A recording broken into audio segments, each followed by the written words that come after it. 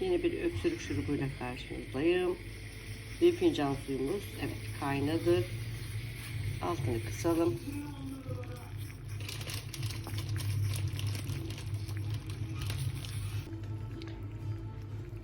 Şöyle 8-10 tane beyaz dutumuzu koyduk. 2-3 dakika kaynamaya bırakıyoruz. Demlenene kadar bekliyoruz. Altını kısalım şöyle. Fakat şeker hastaları ve hamileler bence tüketmesin. Şeker hastaları zaten şekerli olduğu için çok fazla dokunabilir. Öksürüğe birebir.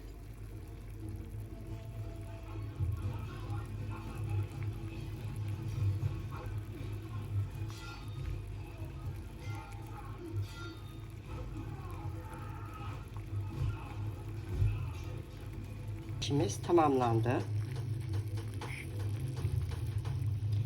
Şimdi süzelim.